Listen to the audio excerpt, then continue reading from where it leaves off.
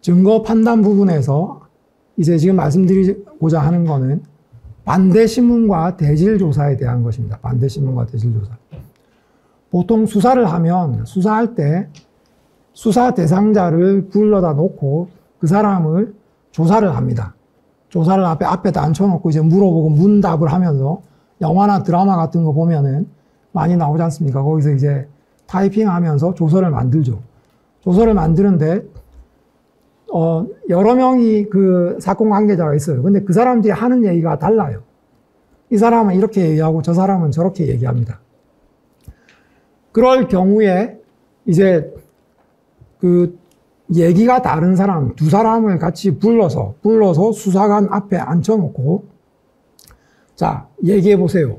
이러면서 서로 반박하는 형태로 해서 이제 조사하는 방식입니다. 그게 대질조사의 가장 전형적인 예거든요. 근데 이 대질조사는 역사적 맥락에서 굉장히 중요한 제도입니다. 대질조사는. 아마 일선에서 수사하시는 분들이나 이런 분들이 대질조사라고 하는 게 도대체 뭔지를 잘 모르시고 하는 경우가 많을 거라고 생각이 드는데, 대질조사라고 하는 거는 나한테 반대되는 얘기를 하는 사람을 내 앞에다가 앉혀놓고 그 사람을 탄핵할 수 있는 절차입니다. 탄핵하는 절차. 내 앞에 데려와라.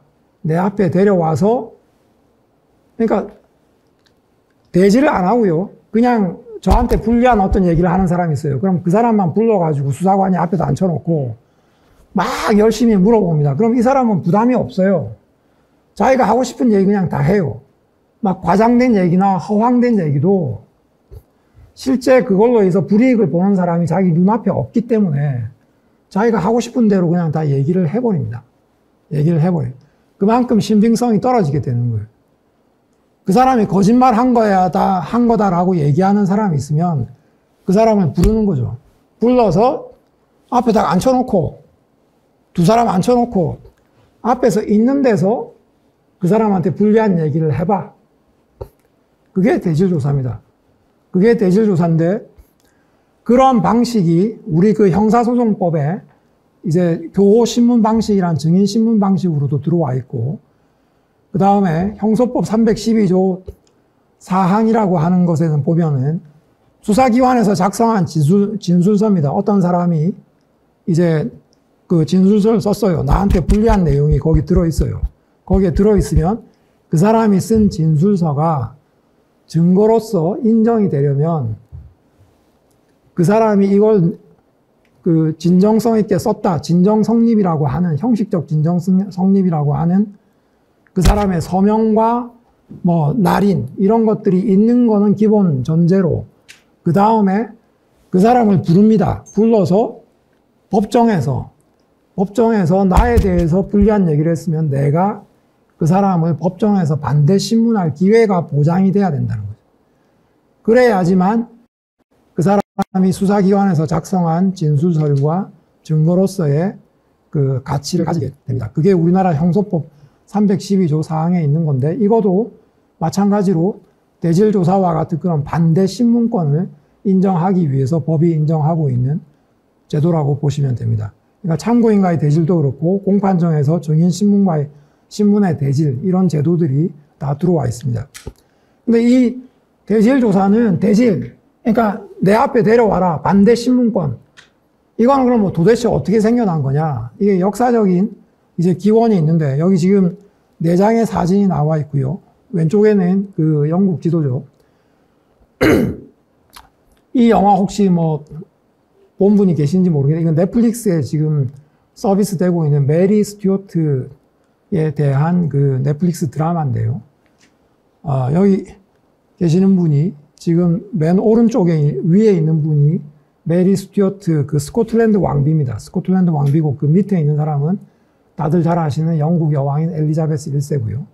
그 다음에 그 엘리자베스 1세 옆에 있는 게 제임스 1세입니다. 제임스 1세인데 메리 스튜어트 여왕의 아들이에요, 아들.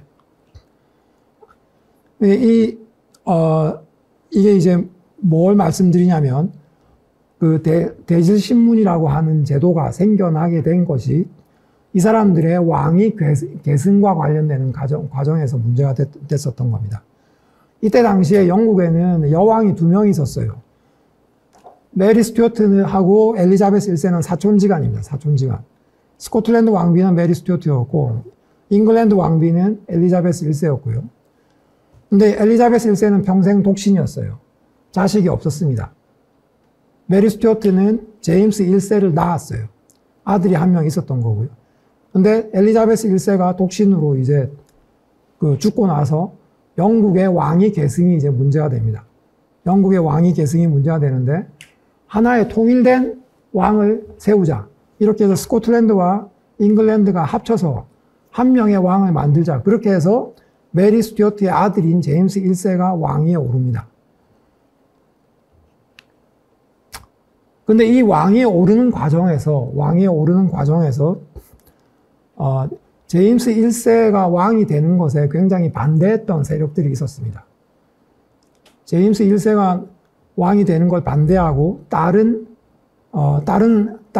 왕비가 있었는데 그 사람을 그 여왕으로 세워야 한다는 그런 반대 음모가 있었고요. 그 반대 음모 과정에서 이 윌터 랠리라고 하는 1603년도에 있었던 재판인데 이 사람이 그 반역죄, 그러니까 제임스 1세를 왕으로 계승시키지 않고 다른 사람을 시켜야 된다라고 하는 반역죄 모의자로 그 주동자로 그 제시가 됩니다. 그래서 이 사람한테 불리한 증언을 했던 사람이 이제 코브햄이라고 하는 이 사람의 친구였어요.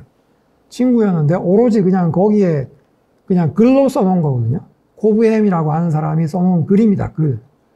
이 윌터 랠리가 지금 그 반역 모의를 했고 문제가 있다. 이런 식의 써놓은 글입니다. 이 글 가지고서 반역죄로서 당신을 유죄로 재판을 하겠다. 이렇게 이제 나오니까 윌터 랠리가 한 얘기가 이렇게 얘기했습니다. 영국에서 재판은 대시몬과 증인입니다. 코브햄을 불러오십시오. 그러면 그래서 내 앞에서 말하게 하십시오. 그러면 제가 죽겠습니다. 반대 신문, 내 앞에 대질해달라. 종이에 그냥 써놓은 거, 그 사람이 내가 반역죄를 했다 이렇게 써놓은 거 그것만 가지고 재판하지 말고 내 앞에 불러라. 내 앞에 불러서 내가 있는 앞에서 얘기하게 해라. 그렇게 주장을 했고 근데 이제 그게 받아들여지지 않아서 이 사람은 유죄 판결을 받습니다. 그냥 코브햄에 쓴 진술서 가지고서 나중에 이제 그 유죄 판결 때문에 결국은 참수형을 받고 이제 형장의 이슬로 이제 사라지거든요. 그런데 이 사람이 얘기했던 내 앞에 데려와라. 이게 이제 굉장히 임팩트 있는 얘기지 않습니까? 그래서 이 얘기 때문에 이게 이제 사람들한테 굉장히 널리 이제 퍼지게 된 겁니다. 널리 퍼지게 돼서 결국 미국 수정헌법 그 6조, 미국 수정헌법이라는 게 있죠. 거기에 6조 지금 원문을 제가 인용을 했는데 거기에 보면 모든 형사소추에 있어서 피고인은 범죄가 행해진 주와 지역의 공정한 배심원에 의한 신속하고 공개적인 재판을 받을 권리를 향유한다. 그 밑에 단에 보면 자신에게 불리한 증인과 대질할 권리. 이게 헌법 조항에 들어가 있습니다. 미국 헌법 조항에.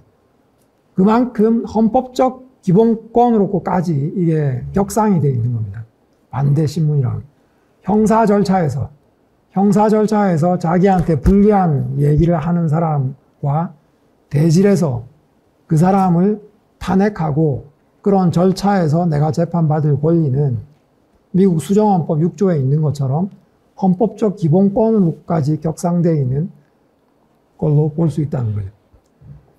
그래서 일선에서 이제 어떤 수사 절차나 이런 과정에서 대질 조사를 하시거나 뭐 이런 일이 있을 때는 이 대질 조사라고 하는 게 그런 의미가 있다. 이게 정말 중요한 제도다. 이런 것들 한번 꼭 생각해 주시면 좋을 것 같습니다.